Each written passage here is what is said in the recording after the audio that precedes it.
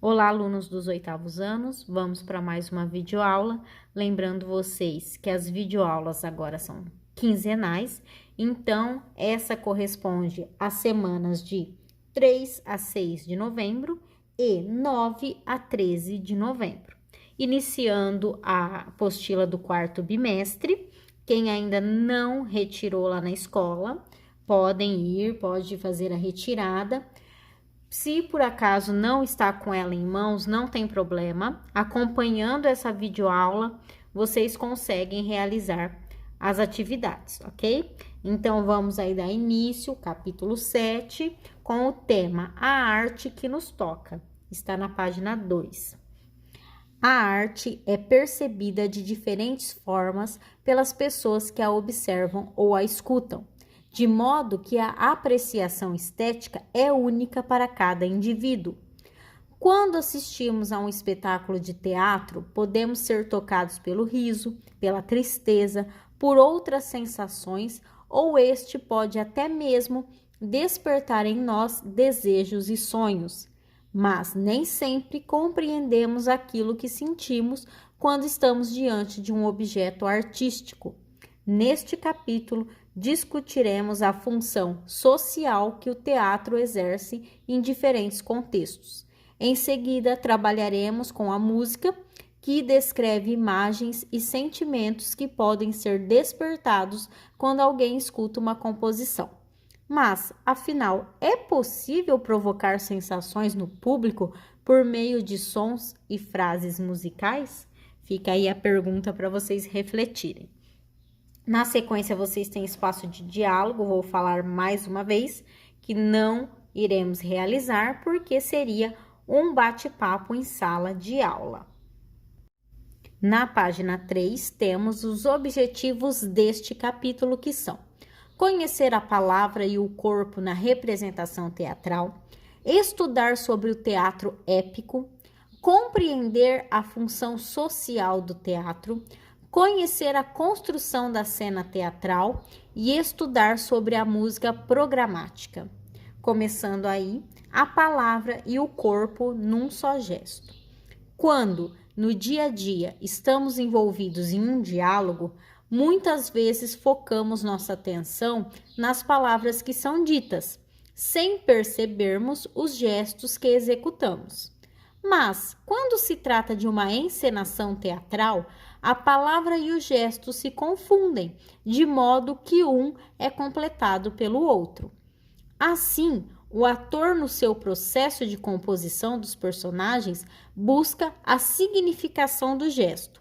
Para isso, cada ação realizada é intencional e amplamente trabalhada, exigindo que o ator saiba comunicar os gestos com o corpo.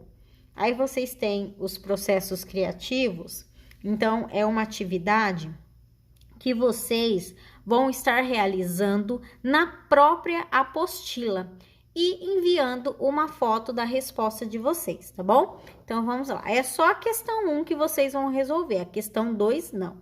Então, ela diz assim: observe na imagem ao lado os gestos dos atores e crie um diálogo para eles. Aquele que diz sim, aquele que diz não, de Bertold Brecht, encenada pela Oficina Popular de Teatro da Restinga, 2009. Então, vocês estão observando os personagens que, possivelmente aí pela cena, pela imagem, estão falando e gesticulando, certo? Vocês veem aí o movimento das mãos e percebe a boca aberta, então eles também estão dialogando. Vocês vão criar aí um diálogo entre eles, né? Que seja coerente aí com os gestos também. Escrever nessas linhas aqui e tirar uma foto e nos enviar no grupo de WhatsApp ou então no particular, como preferirem, tá bom? Mas não é para ser entregue. Página 4. Relações entre a cena e o gênero teatral. Assim como em outras artes, o teatro explora determinadas temáticas que, associadas à forma, vão compor a cena. Existem várias maneiras de se estruturar uma cena.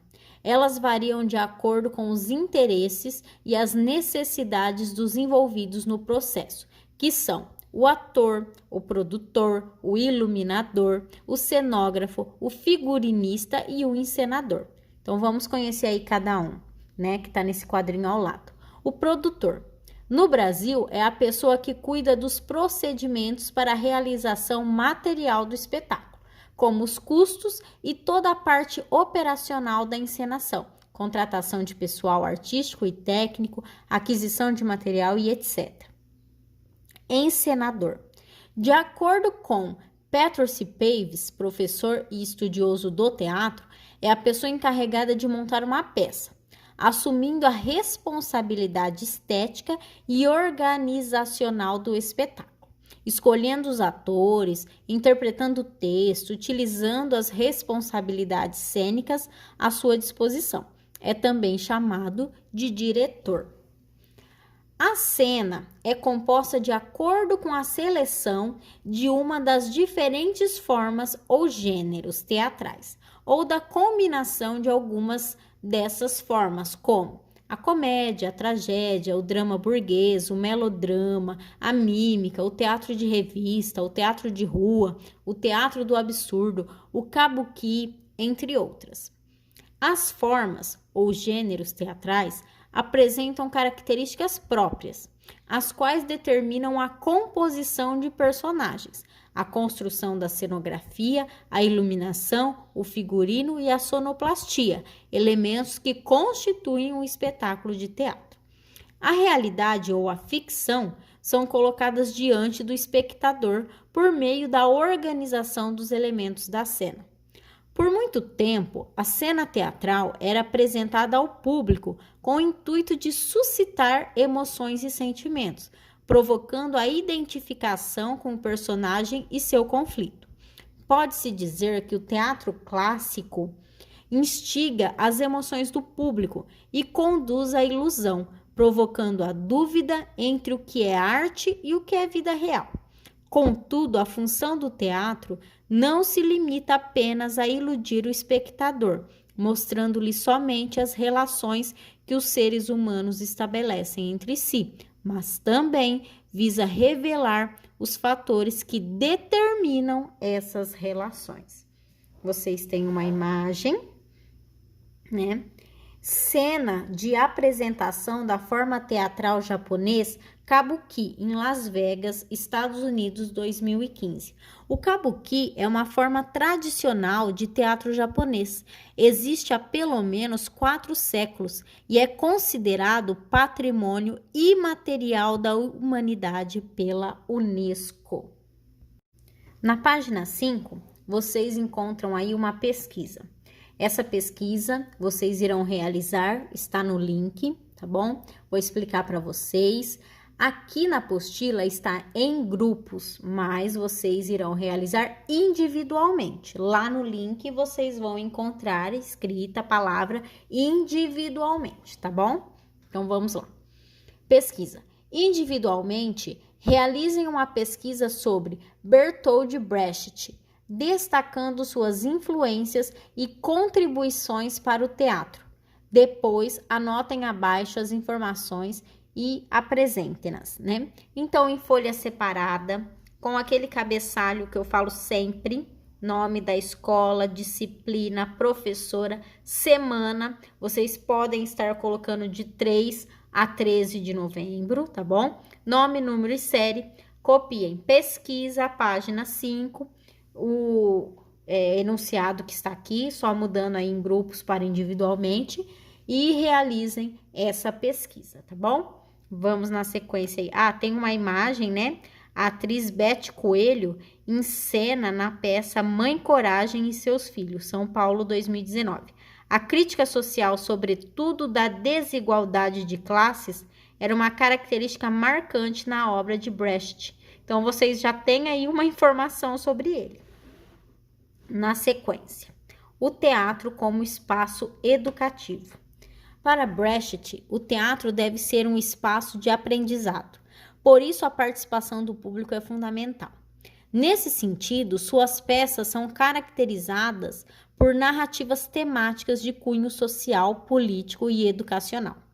Esse autor acreditava em um teatro educativo, o qual instigasse o público a refletir sobre sua própria condição na sociedade.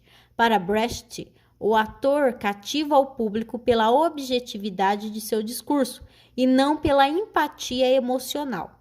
O público deve ficar atento ao trabalho do ator sem perder a noção de que está assistindo a uma peça de teatro. Então, vocês já têm aqui mais uma informação sobre o que esse autor imaginava sobre o teatro. Na página 6, vocês têm os processos criativos. Nessa atividade, eu e a professora Aline pedimos que vocês apenas reflitam. Não é para nos entregar essa atividade. Vocês vão ler e refletir sobre o que está sendo falado aqui sobre o teatro, tá bom? Então, vocês leem e pensem aí, reflitam sobre o que está sendo dito. Agora, página 7. Aqui mais um pouquinho sobre o Brecht, o épico em discussão. Brecht fez inúmeras contribuições para o teatro moderno e contemporâneo.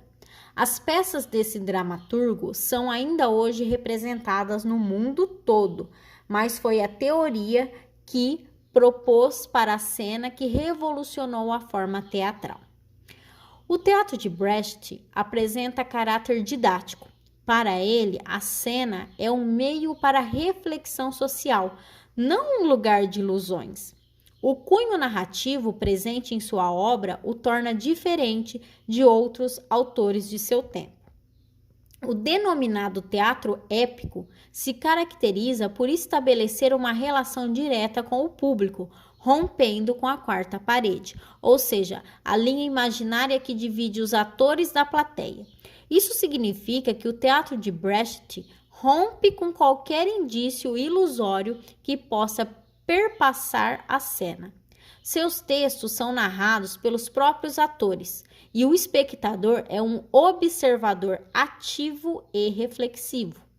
Assim, Brecht cria para o teatro o efeito por meio da narração associada à encenação, além de mecanismos para despertar a visão crítica do público para as questões sociais que estão sendo reveladas na cena. Vocês têm aí uma imagem dele, né? Aqui ao lado. E também fachada da sede da companhia Berliner Ensemble, na Alemanha, em 2019. Em parceria com a sua esposa e atriz Helene Eigel, Brecht fundou a companhia do teatro Berliner Ensemble, em janeiro de 1949, na cidade de Berlim. Em 1954, o grupo de Brecht passou a ter sede fixa no Theater am Schiffbauerden, que está em alemão, tá? Perdoe a minha pronúncia. Permanecendo assim até hoje. Embora não tenha escrito nenhuma peça exclusivamente para a companhia, Brecht remontou as peças O Círculo do Giz Caucasiano, Vida de Galileu, Mãe Coragem e A Mãe. Atualmente, a Berliner Ensemble está entre as companhias de teatro mais renomadas no mundo. Agora eu quero explicar para vocês que nós vamos estar pulando as atividades da página 8 e 9. Eu e a professora Aline estamos fazendo uma seleção das atividades que são compatíveis para vocês estarem realizando em casa, né? Nem todas são possíveis, né? Espaço de diálogo, às vezes, em grupo, né? É uma discussão em grupo. Festa das Artes são apresentações. Então, as atividades que não são possíveis estar sendo feitas em casa, nós estamos pulando essas páginas, tá bom? Quero deixar bem explicadinho, qualquer coisa vocês falem aí para os pais que acompanham, tá? Que nós estamos selecionando o que é possível ser feito nesse período remoto. Agora na página 10, a música descrevendo imagens, quadros de uma exposição. Quando estudamos o romantismo na música, conhecemos o poema sinfônico. Trata-se de uma composição musical na qual se procura narrar uma história. Esse tipo de música, chamada de programática ou de programa, pretende descrever cenas ou acontecimentos de forma instrumental. Vamos conhecer agora outro exemplo de música programática? Na segunda metade do século XIX, o russo Modest Mussorgsky escreveu uma obra com uma característica muito peculiar. Em um primeiro momento, ele convida os ouvintes para um passeio musical em uma exposição de cenas medievais. O cenário que procura descrever musicalmente é pouco convencional, pois se trata das catacumbas da cidade de Paris, às quais se tem acesso por meio de uma apertada escada em caracol de 23 metros. Passando por baixo de um portal de pedra, há uma mensagem não muito acolhedora: pare, aqui é o Império da Morte. De qualquer forma, historicamente, o local teve uma finalidade mais sanitária do que propriamente macabra. Nas galerias subterrâneas, muito abaixo dos túneis do metrô da capital francesa, os restos mortais dos cemitérios da região central da cidade passaram a ser armazenados a partir do final do século XVIII. Isso ocorreu para evitar a disseminação de doenças pela quantidade das ossadas ali presente. Desde então, as catacumbas de Paris passaram a ser um ponto turístico bastante visitado na cidade. Ao longo do percurso, o visitante pode caminhar por galerias tortuosas, precisando curvar-se em alguns pontos, pois o teto das passagens é baixo e pode contemplar a acomodação dos ossos em pilhas, que parecem verdadeiras esculturas. Esse cenário sufocante e sombrio foi a inspiração para a composição de uma das partes da obra de Modest Mussorgsky, intitulada Quadros de uma Exposição. Mussorgsky fez uma obra depois de visitar uma exposição em homenagem a Hartmann, que morreu prematuramente com apenas 39 anos de idade. A obra criada pelo artista retrata um relógio inspirado no formato da casa da bruxa Baba Yaga, personagem folclórica. Aí vocês têm a imagem, né? Quadros de uma exposição é formada de diversos movimentos, por isso é denominada suíte. Esse termo deriva do francês e significa série ou sucessão, ou seja, um conjunto de partes de pequenas peças que formam uma obra musical maior. Agora na página 11, na sequência aí. Em uma segunda cena, pretendendo mostrar um pouco do folclore do seu país, Mussorgsky musicou a cena de uma lenda russa e a incluiu entre os quadros de sua exposição. A lenda da bruxa Baba Yaga. Segundo a lenda, a feiticeira é uma típica bruxa de contos de fadas, com as costas curvadas, um enorme e pontudo nariz e dentes afiados. Baba Yaga mora em uma cabana sustentada sobre pernas e pés de galinha, por isso sua casa é itinerante. Além disso, tem uma cerca feita de ossos dos humanos que a feiticeira devorou.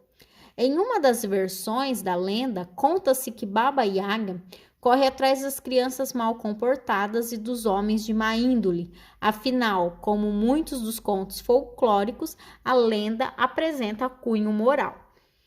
O último trecho se distancia musical e tematicamente dos dois primeiros, por se tratar de uma cena de balé. Esse trecho está presente na suíte de Mussorgsky, em que se encontram os quadros musicais sobre as catacumbas de Paris e a cabana de Baba Yaga. Ainda assim, não é uma dança convencional, pois na criação do músico, quem baila são pintinhos ainda dentro de suas cascas. Observe a seguir as imagens das catacumbas de Paris. Que sensações essas imagens despertam em você e por quê? Então, é só uma reflexão, essas duas perguntinhas. Então, observem aí, tá? As catacumbas estão localizadas no 14º arrondissement de Paris, um tipo de parque isolado com um percurso linear de 2 km no subsolo. Olha que coisa, né? Mais estranha aí. as catacumbas de Paris, fevereiro de 2013.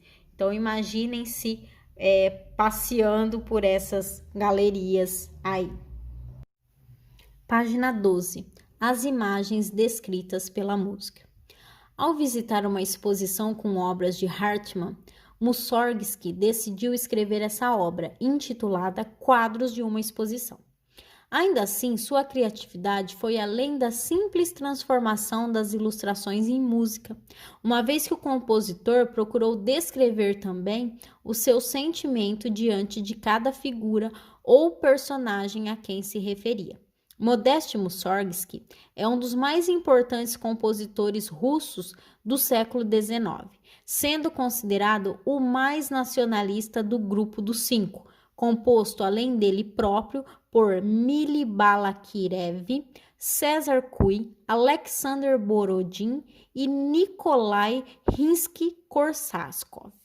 Esses compositores procuraram produzir música nacional autêntica, isto é, distanciando-se das tradições eruditas italianas e austro-germânicas. Um pouquinho de Brasil.